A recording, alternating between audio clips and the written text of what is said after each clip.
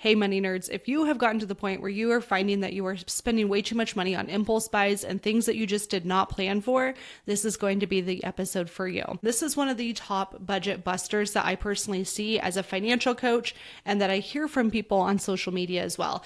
And what I want to remind you of is that it is very normal to say yes to things in the moment that feel good. That's kind of our human nature. We always want to, because we are telling ourselves that we work hard and damn it, we deserve it, right? This is the whole narrative that we all have.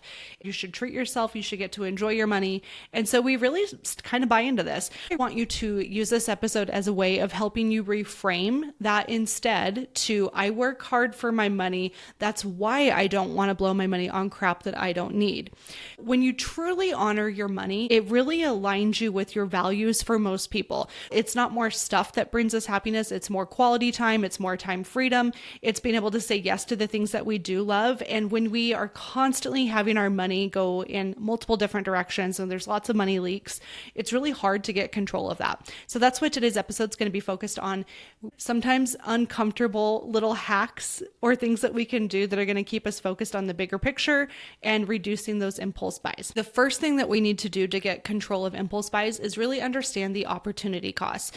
The opportunity cost is something that we don't often think about in the day-to-day moments, but it makes a difference when it comes to the amount of impulse buys that we have. Now, usually for most people, unless you're kind of like on a different planet or a different level, we all do blow money on something. But the more we can understand the opportunity costs, the more that we can reduce this and get control. Because what the opportunity costs are is inherently that everything we say yes to, we are saying no to something else. And a lot of times the stuff that we're actually saying no to is the stuff that matters most. It's being able to work part-time so you can stay home with your kids.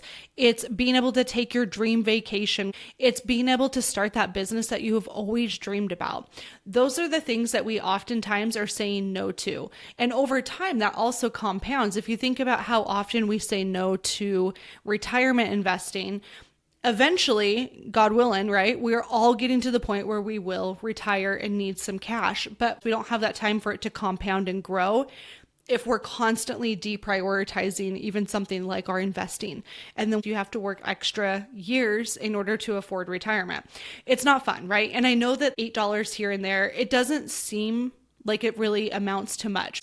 The crazy thing is we're talking about $8 every single day, 5 days a week, $160 per month over the course of 40 years. Guys, that's a lot of money. When we start to train our brain to see opportunity costs, then we start to understand that it's not just about spending money today, it's about the money that we lose out because we can't invest it later. And when you understand that, you might change your mind about some of those impulse buys that in the moment we don't actually need. We just feel like it felt good in that minute.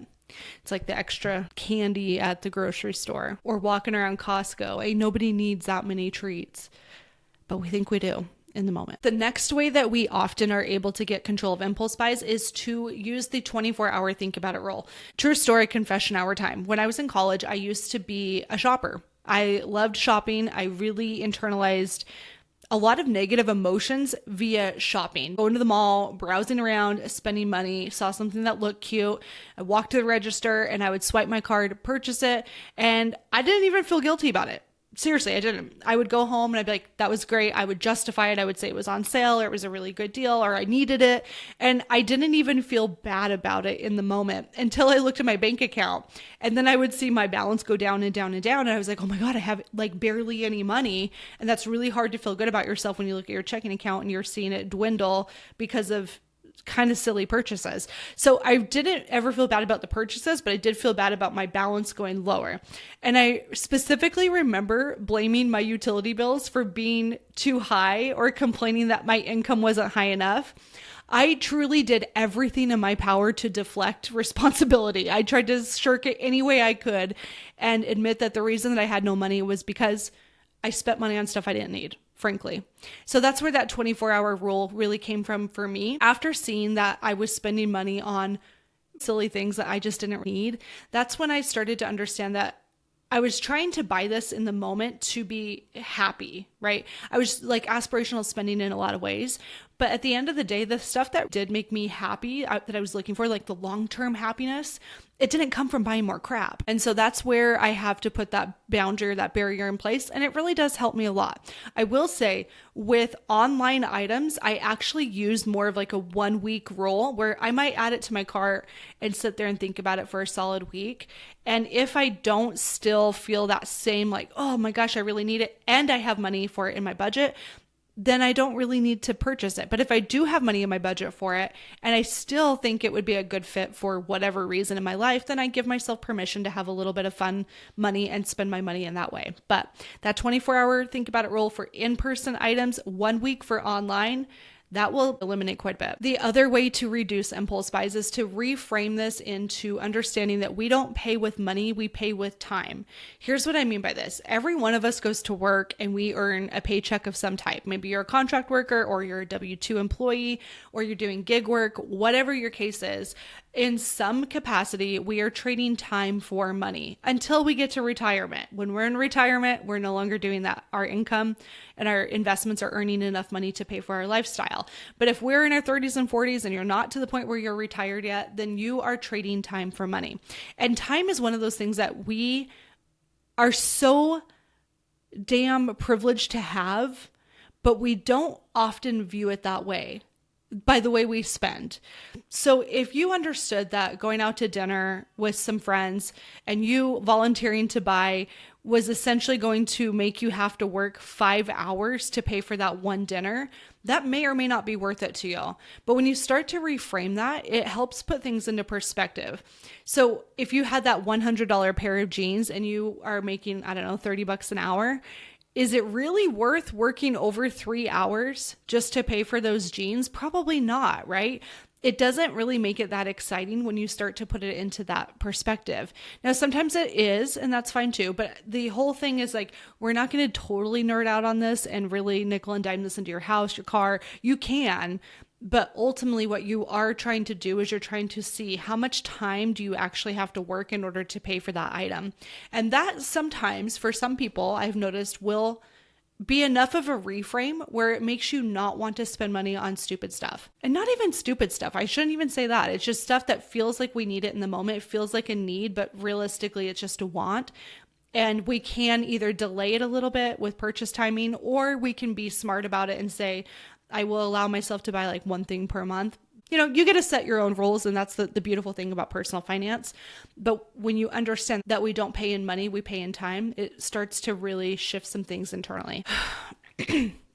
Another way that we can start to reduce impulse buys is by getting a good grasp on our grocery budget. Now, I talk about this a lot on the podcast because I find that food in general is probably the number 3 thing for most people. It usually is your house payment the biggest, your car payment the second, and then food. A lot of times what I see is food budgets, specifically groceries, and groceries have gone up. I'm not discrediting that. I very much understand that. But a lot of times what I see is we have our food, our grocery budget so high that it's like truly higher than a mortgage payment for some people. And that's kind of wild because a little bit of intentionality goes a long way when it comes to grocery shopping. And one of the things that I personally love is online grocery shopping. What Tony and I do, we use Walmart for this one, and then we go to Costco for bigger bulk stuff, proteins, that kind of stuff. I've got like my Costco stuff and then grocery store stuff. What I find is when we do online grocery shopping, we each have the Walmart app. We log into the same account. We'll add things to our cart if we absolutely need it. Like if we're short on formula, we'll add that to the cart. If we need more diapers, we usually buy those at Costco, but maybe we need like a small pack. We would add that to the cart. Coffee creamer. It's like the basic stuff, nothing too crazy. And then what we do is once a week, we'll place an order to have it delivered to our home. The reason why this is so helpful, you guys, like truly, I don't think I've been in a grocery store. It's been a long time. I think it's been over a year for sure where I've actually gone into a grocery store to simply grocery shop. It's almost always being delivered to my house. So because of that, it's really helpful because we can control those impulse purchases where if I was walking into the store and walking around, I am also a new mom, so I'm probably going to go explore other aisles that I don't really need to as a form of escapism and some like alone time, that I'm going to end up buying stuff that isn't really something I need. And so it's not really trying to deprive yourself. It's about understanding your habits and understanding the emotions behind grocery shopping and how it can get so expensive. So online grocery shopping, dude, if you're not doing that, you've got to try it. I think it's the best. Another thing we can do to help us in this area is unsubscribing from emails. There are so many different emails out there that are so enticing. It's the save 60% off, limited time sale, or 2 semi-annual sales per year. That's it. It's like you hear these things and you're like, oh my gosh, I really feel like I need to act now. This is like my time. It's 50% off for today only. And those, oh my gosh, you guys, we all understand this. It's not worth it. There's ways that you can unsubscribe from lots of different things, even within Gmail. I'll have to link a video that teaches you exactly how to do that. It's pretty cool. So before I used to use a service called unroll.me. I don't even know if they're still around, if I'm being honest, but the Google Gmail app on your phone or on your computer, you can do this now pretty much automatically. It's really quite intuitive and really easy, but unsubscribing from any temptations via email is always a helpful thing. And it just reduces that mental load of having to go through your inbox all the time and delete emails. I don't know. Maybe that's just me. It's an extra step that I personally hate doing in my day. I'd rather just have only the important emails and not all the sales and other crap that I don't really need. Unsubscribing is a good tip and a very underutilized one for most people. I feel like we should do this every quarter, no joke.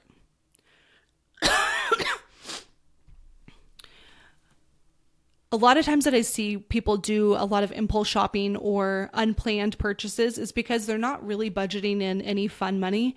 At the end of the day, money is meant to be enjoyed. And yeah, there's different seasons, and sometimes we're in a season of paying down debt, and sometimes we're in a season of saving everything we have. It just depends on where you're at. But no matter what, if you are never giving yourself any fun money, what often happens is it's kind of a pendulum. You're going to start on one side. You're going to be really good, never doing those impulse buys, being really on top of it. And it's going to start to swing to the other side where you want some grasp of control. You kind of get tired of your plan. You're bored. You want a little excitement in your life and you overspend. A lot of times it's because we just didn't allocate very much fun money in our budget. We all need a little bit of money that is guilt-free and meant to be spent on whatever the heck you want. So give yourself a little bit of that wiggle room in your budget. It does make a big difference. My suggestion, if you are trying to do some fun money, is to set aside a reasonable amount for your budget. What's reasonable? It's going to depend on your income. It's going to depend on your expenses and your goals, but give yourself maybe $50 to $100 a month. And that should help for so many people. If you have the opportunity to buy that cardigan that you've been eyeballing for years or whatever it is, if you have a little bit of money for that stuff, it lets you feel better about your plan. And usually you stick with it longer than somebody who is buckling down and cold turkey cutting out everything. Another tip that I like for alleviating impulse buys is to just simply leave your cards at home. If you're going out to run a couple errands, maybe you have to go to the post office and return a package or pick up your grocery order that you've already paid for, there really should be no reason that you need to bring your cards with you. So leaving your cards at home is not a bad way to go. I remember when I started paying attention to how much it cost me when I was leaving the house, it was like $25 on a minimum because I would go buy coffee or I'd buy lunch or I'd do some type of convenient shopping. And it started to just really add up. And at the end of the day, I was like, what the heck is going on? Like, why am I doing this? So just leave your cards at home if you can when you leave the house. I find that that is usually a good strategy. Fill up your tank of gas so you don't run out and be in a bad situation. But for most people, we really don't need a ton of money every single day. We just think we do. In addition to that, I would highly suggest that you remove your Apple Wallet, any cards saved to your phone or your watch or in general from your computer. Just remove it altogether. Don't have that stuff saved there. The easier it is to spend, the more likely you are to spend. That will make it a little bit more tension, a little bit more friction in your life. And that's kind of what we want if we're trying to break through impulse buys. Another thing that you can try is to keep a running wants list. Anytime I find something that I think I want to purchase, I'll just write it down on this list.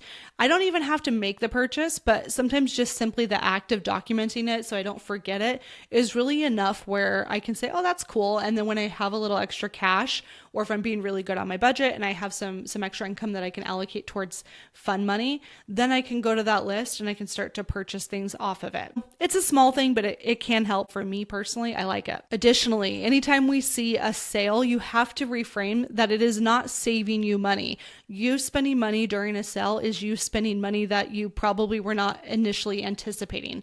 That is not a good thing. And this goes for thrifting too, guys. Don't get me started on this one. I have a friend who is such a good thrifter and loves it and finds some like pretty cool quality pieces. Props to her. But one time she was showing me all of this stuff that she was so proud that she found. And she's like, oh, this is awesome. You know, here's all the things that I got. I went to a consignment store. I got this, this, and this. And it was one of those things where I was like, okay, yes, those leggings might have cost typically $120 brand new and you only paid $45. Congratulations. But if you weren't planning on spending that money to begin with, it doesn't matter how much money you saved, you still spent the money. At the end of the day, sales are not savings.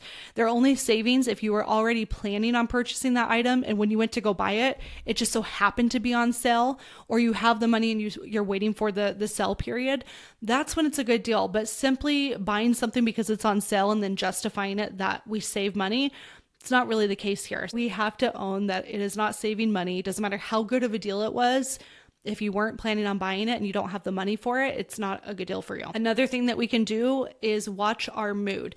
This is everything. We talk about emotional shopping all the time on this podcast because it really affects so many of us. The indicators that we find when we're emotional shopping tends to be bored, tired, sad, mad, happy. I recently heard the acronym HALT, which is happy, angry, lonely, or tired. And I thought that was a good one too. So anytime you find yourself in a heightened emotional state, that is the worst time to go spend money because you're probably going to overspend because we're trying to fix something in us. So personal example of this, I found that when I was working at a university, I would get into the office every day and I would open up my computer and I'd be like, okay, I got to check my emails. Open up my emails. And then I would immediately convince myself that I need to shut my computer and go get a cup of coffee at the local Starbucks. So I'd walk over to the coffee shop, buy my coffee, come back, and then start checking my emails. And what I found is that it had absolutely nothing to do with needing coffee. I mean, you guys know me. At this point, I'd probably had 5 cups of coffee in the day. I didn't need another latte, let's be real. But what I was really seeking was procrastination, and that was what I really wanted. So I didn't have to spend money to be procrastinating, right? I didn't have to spend money to procrastinate. I could just go walk and then come back and then still start my emails and have the same sense of procrastination, I guess, in the moment. But I didn't have to spend money.